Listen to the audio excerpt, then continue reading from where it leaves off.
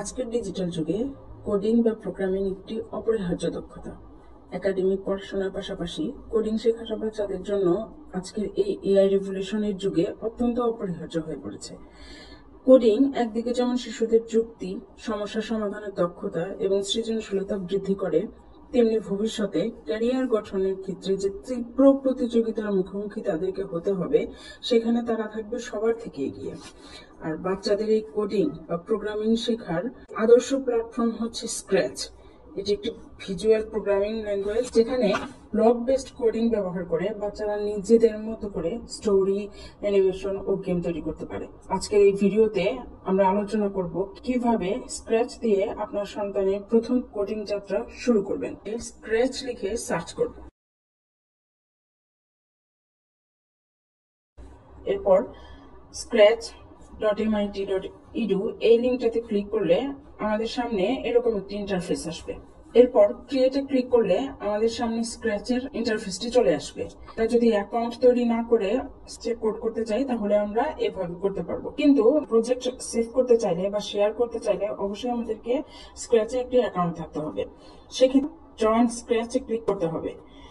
এরপর user name, password এবং এরপরে কনফার্ম পাসওয়ার্ড দিয়ে নেক্সট দিতে হবে। কান্ট্রির ক্ষেত্রে বাংলাদেশ বা যে যেখানে আছে সেই কান্ট্রি সিলেক্ট করব, মান্থ এবং ইয়ার সিলেক্ট করব, জেন্ডারের ক্ষেত্রে যার যার জেন্ডার সিলেক্ট করে দিব।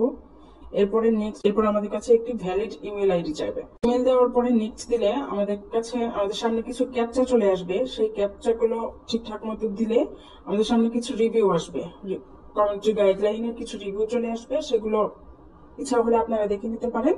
এরপর নেক্সট দিলে স্ক্র্যাচ অ্যাকাউন্টটি তৈরি হয়ে যাবে। আমাদের সামনে চলে এসেছে আমাদের স্ক্র্যাচ ইন্টারফেসটি। এরপরে স্প্রাইট লেখার ক্যাটটাতে ক্লিক করব প্রথমে, এবং এখানে পাশে যে ডিলিট আইকনটি আছে সেটি ক্লিক করে ক্যাট স্প্রাইটটাকে ডিলিট করে দিব। তারপর নতুন স্প্রাইট যোগ করার জন্য এখানে যে স্প্রাইট আইকনটা আছে সেখানে ক্লিক করব। এখান থেকে আমরা আমাদের পছন্দ মতো যে কোনো একটি অ্যানিমেল নিয়ে নিব। আমি এখান থেকে একটি হর্স সিলেক্ট করছি। এরপর এখান থেকে আমরা হোয়েন গ্রিন ফ্ল্যাগ ক্লিকড এই ব্লকটাকে টেনে এখানে ছেড়ে দিব। সব কোডগুলোই সাধারণত এই ব্লকটা দিয়ে শুরু হয়, when green flag click.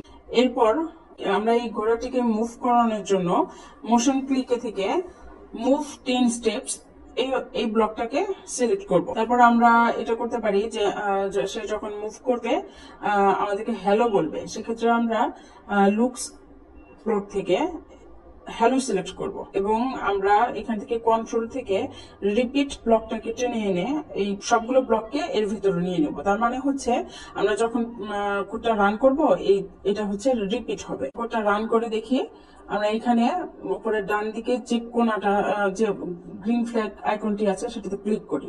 হর্সটি move করা শুরু করেছে। তো আমরা এই পরবর্তীতে এখানে আরো অনেক সাউন্ড, অনেক অ্যানিমেশন, ব্যাকগ্রাউন্ড অনেক কিছু অ্যাড করতে পারবো। আজকে আমরা স্ক্র্যাচ দিয়ে আমাদের প্রথম কোডটি করা শিখলাম।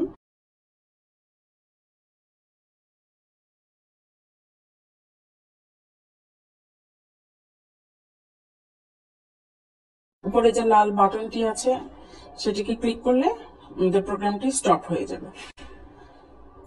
আশা করি ভিডিওটি সবার ভালো লেগেছে। Thank you.